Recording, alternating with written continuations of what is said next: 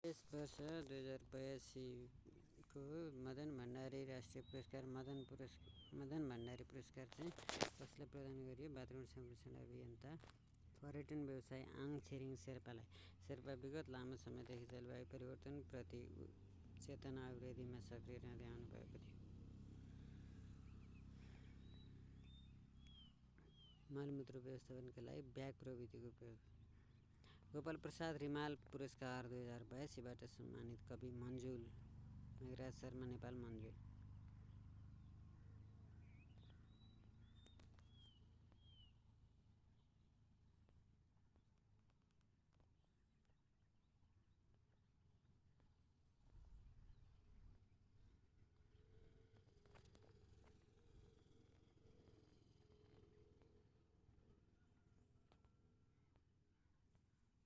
व्यवसायमा उत्कृष्ट कार्य गरी छनौटमा परेका 14 किसानलाई राष्ट्रपति पौडेलद्वारा पुरस्कृत।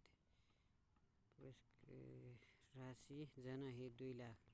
मध्य प्रदेशको सदरमुकाम जनकपुरमा राष्ट्रिय शिक्षा सम्मेलन पहिलो पटक कहिले भयो? 82 असार 10 र 11। सतीश कुमार सिंहले उद्घाटन। जनकपुर धाममा आयोजना। प्रथम राष्ट्रिय शिक्षा सम्मेलन सम्पन्न।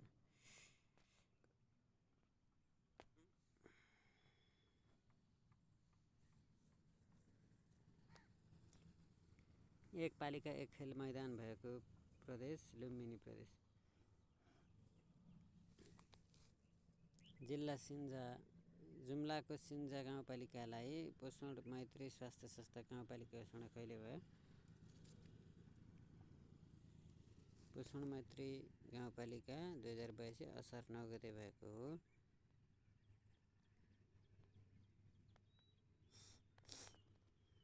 नेपाल सरकारले राष्ट्रिय खेलकुद नीति 2082 कहिले स्वीकृत गरेको? 2082 असार 9। विकासका लागि वित्त पोषण फाइनेन्सिङ फर डेभलपमेन्ट सम्मेलन ओलीले स्पेनमा प्रस्थान गरेको कहिले? असार 14 गते। स्वदेशपूर्ति 20 गते आउने।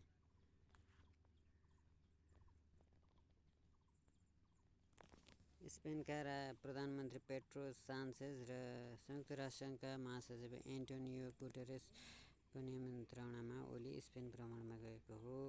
अति कम विकसित देशको ग्लोबल कोअर्डिनेसन ब्युरोको अध्यक्ष। अति कम लिस्ट डेभलप्ड कन्ट्री अति कम विकसितको चाहिँ अध्यक्ष ओली रहेका छन्।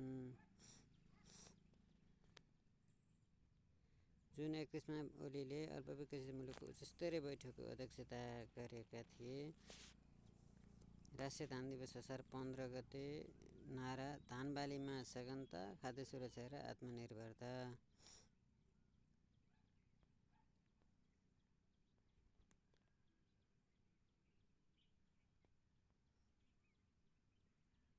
सङ्घीय निजामती सेवा विधेयक प्रतिनिधि सभाबाट कहिले पारित भएको हो? 2082 असार 15 गते।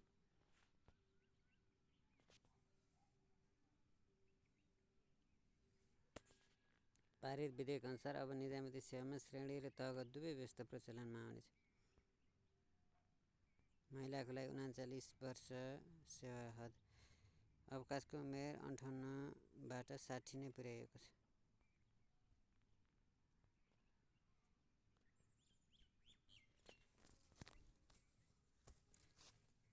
नासुको खुल्ला प्रतिस्पर्धा हटाइएको छ। नासुमा खुल्ला नरहने 13औं तहको विशिष्ट श्रेणीको पदको रूपमा अतिरिक्त सचिवको व्यवस्था गरिएको छ। स्थानीय तहको प्रमुख प्रशासकीय अधिकृत र प्रदेश मन्त्रालयका सचिव सङ्घीय निजामतीकै कर्मचारी हुने व्यवस्था गरिएको। 10 वर्षसम्म मात्र सङ्घको कर्मचारी खटाउने व्यवस्था गरिएको। निजामती सेवाको उच्च पद मुख्य सचिवको कार्यकाल अब 2 वर्षको हुने। अहिले 3 वर्ष कायम छ। सचिवको कार्यकाल 5 वर्षबाट 4 वर्ष। यो व्यवस्था हाल कार्यरतका हकमा लागू हुने छैन। अवकाशका लागि बढाइएको उमेर हद भने सबैका लागि हुनेछ।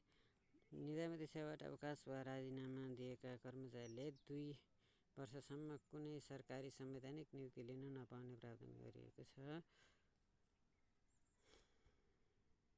आन्ध्र प्रदेश सरुवाको पनि बाटो खुलेको छ। दुवै प्रदेशका मन्त्री परिषदको सहमतिमा अन्तर प्रदेश र अन्तर स्थानीय तहको सरुवा खुला गरिएको प्रदेश लोक सेवा आयोग मार्फत पदपूर्ति भएका पदमा 10 वर्षपछि अन्यत्र सर्वे हुने व्यवस्था गरिएको छ। निजामती कर्मचारीको ट्रेड युनियन सामान्य व्यवस्था यथावत